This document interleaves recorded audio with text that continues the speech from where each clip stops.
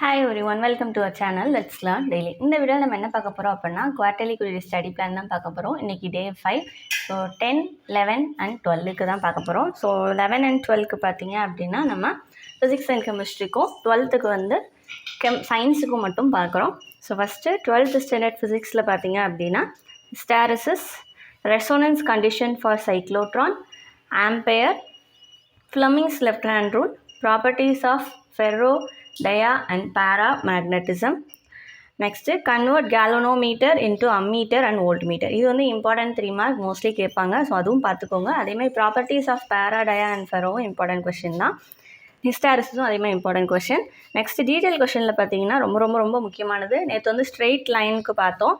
So இப்போ அதே இது கண்டக்டர் வந்து சர்க்குலர் காயிலாக இருக்கும்போது மேக்னெட்டிக் ஃபீல்டு எவ்வளோ இருக்கும் அப்படின்னு சொல்லி பயோட் சாவர்ட்லாம் யூஸ் பண்ணி அப்ளை பண்ணி செய்வோம். ஸோ அந்த கொஷின் என்னென்னா magnetic field at a point along the axis of circular coil carrying current using Biot savart law. So இந்த லெசனில் பார்த்தீங்க அப்படின்னா ஃபஸ்ட் லெசனும் இந்த தேர்ட் லெசனும் ஓரளவு ஒரே மாதிரியே இருக்கும். அங்கே என்னென்ன கொஷின்ஸ் படிச்சிங்களோ அதே question in terms of magnetic ஃபீல்டை வச்சு படிப்பீங்க நீங்கள். ஓகேவா? ஸோ ரெண்டையும் கன்ஃபியூஸ் பண்ணிடாதீங்க. எலக்ட்ரிக் ஃபீல்டுக்கு என்ன வரும், மேக்னெட்டிக் ஃபீல்டுக்கு என்ன வரும்னு கம்பேர் பண்ணி படிச்சிங்கன்னா ஓரளவு உங்களுக்கு வந்து மறக்காது. நெக்ஸ்ட்டு எக்ஸாம்பிள் சம் பார்த்தீங்கன்னா example 3.14 and 3.19.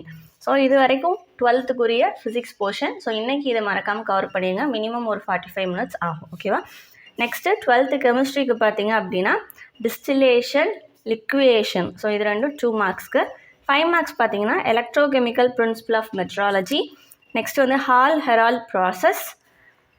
Third one electrolytic refining. ஓகேவா? இந்த 3 கொஷினும் டீட்டெயில் கொஷினுக்கு படிச்சுக்கோங்க. ஸோ இது உங்களுடைய இன்றைக்கி கெமிஸ்ட்ரிக்குரிய போர்ஷன். ஸோ பேஜ் வைஸாக தான் போகிறோம். ஸோ உங்களுக்கு ஈஸியாக இருக்கும் கம்ப்ளீட் பண்ணால். மறக்காமல் இன்றைக்கி கவர் பண்ணிடுங்க.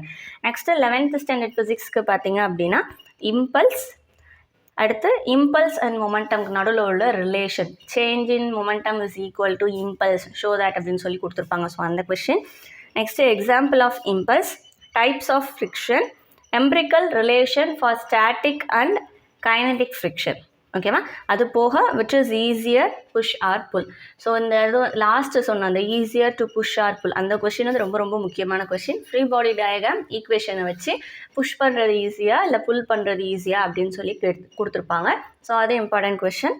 ஸோ டயக்ராம் தான் அதில் ரொம்ப முக்கியம். ஃப்ரீ பாடி டயக்ராம் தான், அதை தெளிவாக பார்த்துக்கோங்க. Next one angle of friction and angle of repose. இந்த கொஷின் மட்டுமே உங்களுடைய புக்கில் 2 times ரிப்பீட் ஆகிருக்கும். 4th and 9th கொஷினாக இருக்கும். ஒரு கொஷினில் எக்ஸ்ட்ரா ஃப்ரிக்ஷனை வந்து கொடுத்துருப்பாங்க. வாட் இஸ் ஃப்ரிக்ஷன், அது எப்படி க்ரியேட் ஆகுது அப்படின்றத சொல்லுங்கள் அப்படின்னு சொல்லி கொடுத்துருப்பாங்க. அதோட சேர்த்து ஆங்கிள் ஆஃப் ரிப்போஸையும் கொடுத்துருப்பாங்க. ஓகேவா? அதேமாதிரி ஆங்கிள் ஆஃப் ரிப்போஸும் ஆங்கிள் ஆஃப் ஃப்ரிக்ஷனும் ஈக்குவல் அப்படின்னு ப்ரூவ் பண்ணுங்க அப்படின்னு இன்னொரு கொஷின் இருக்கும். ரெண்டுக்கும் ஒரே ஆன்சர் தான். ஸோ எப்பயுமே கொஞ்சம் டெஸ்கிரிப்ஷன், என்னென்ன ஃபோர்ஸ் ஆக்ட் ஆகுது, ஃப்ரீ பாடி டயக்ராம், அதிலிருந்து ரிலேஷன். ஸோ இதை மட்டும் நீங்கள் எழுதுனீங்கனாலே போதுமானது. ஸோ அது இம்பார்ட்டன்ட் கொஷின். இதுதான் உங்களுடைய ஃபிசிக்ஸ்க்குரிய 11th ஸ்டாண்டர்ட் ஃபிசிக்ஸ்க்குரிய portion. Next கெமிஸ்ட்ரிக்குரியது.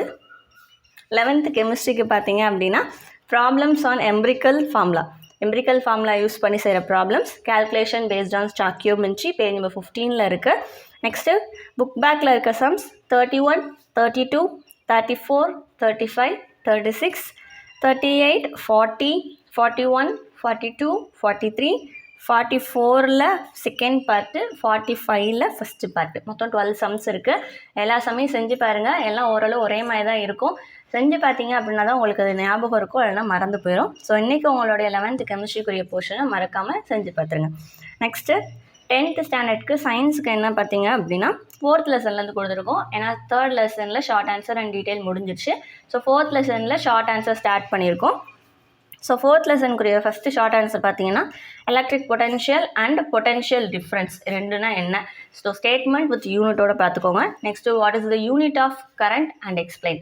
So unit of current என்னது, ஆம்பேர், அதை எக்ஸ்பிளைன் பண்ணுறது.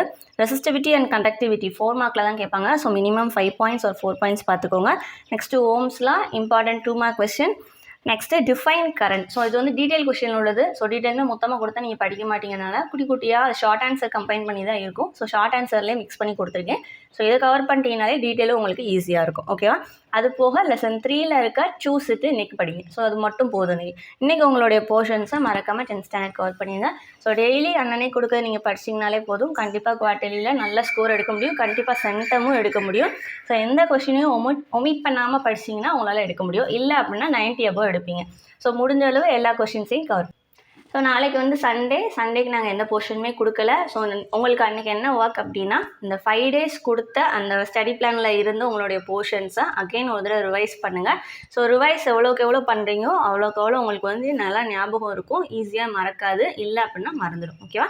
ஸோ நாளைக்கு இந்த 5 daysக்குரிய போர்ஷன்ஸை மறக்காமல் கவர் பண்ணிடுங்க. தேங்க்யூ.